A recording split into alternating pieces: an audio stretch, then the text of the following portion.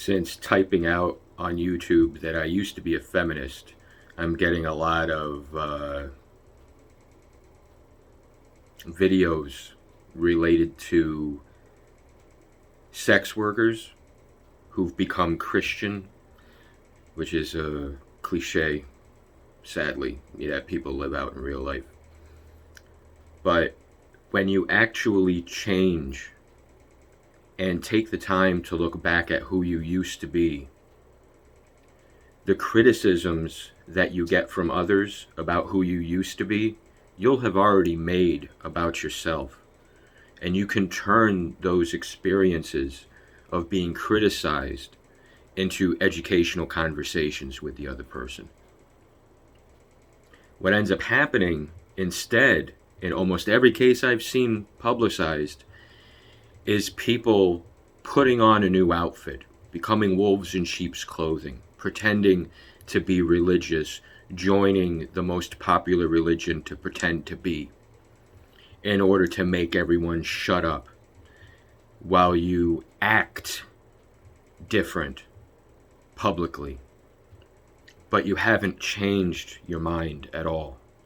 You're trying to condition yourself, and that's not actually how things work.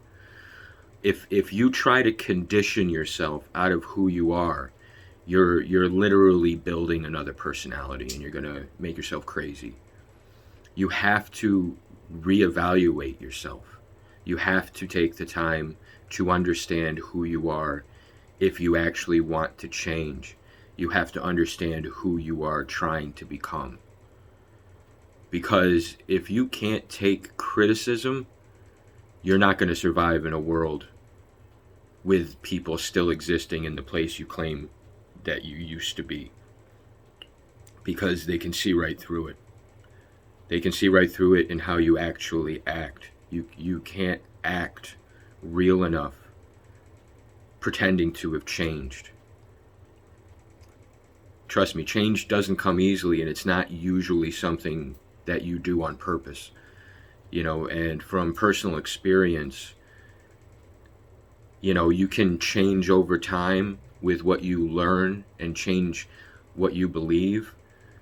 But when you really find out God exists by healing your mind so that your consciousness expands to where it's supposed to be, in connection with the Creator, then you'll really change. But it's not something you can force. You can start changing yourself by accepting that that's something that can happen, but it's not going to make you who you want to be. But it will make you better than you were. And to be honest, God doesn't expect any more than that. God really doesn't expect much at all, to be honest. He's working with everyone at whatever stage they're at, trying to help them save themselves. Often using each of us to help in that process.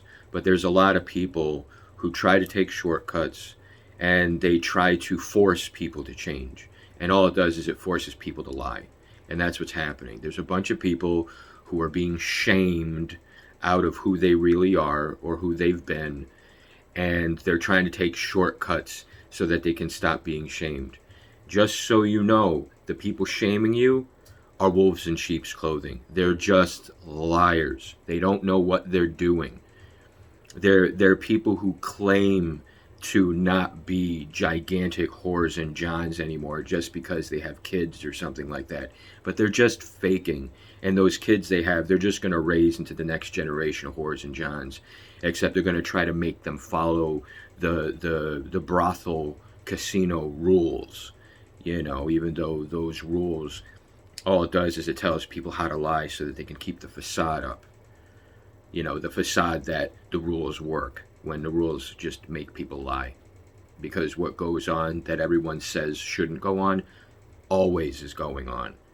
It's just sometimes it comes out in the open, and it makes all the other residents of the casino brothel start stomping their feet about, why do I have to act right and good when everyone else doesn't have to?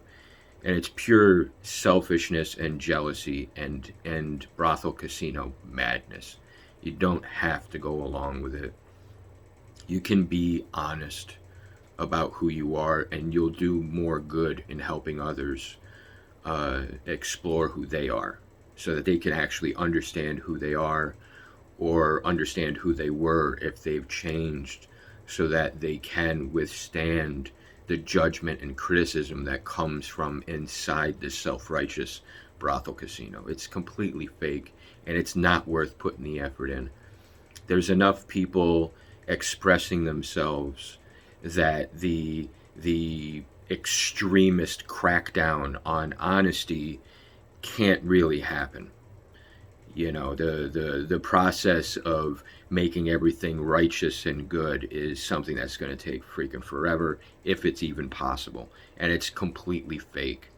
It's completely fake because it's being dishonest about how things actually are and where things need to go in order to actually become human.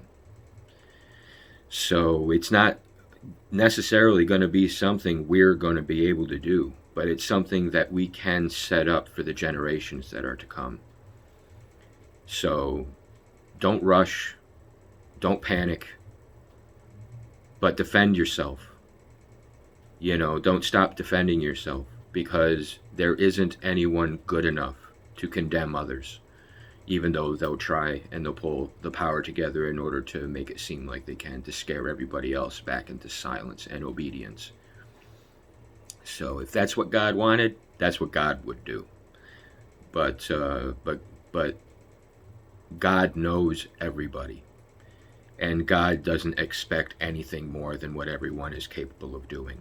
And everybody's in a different boat, even though we're all in the same boat. You know, we're all human, but we're all at different stages of healing and of being saved and saving ourselves. So don't stress out about it. Don't get angry at people who judge you. You know, take what they say to heart.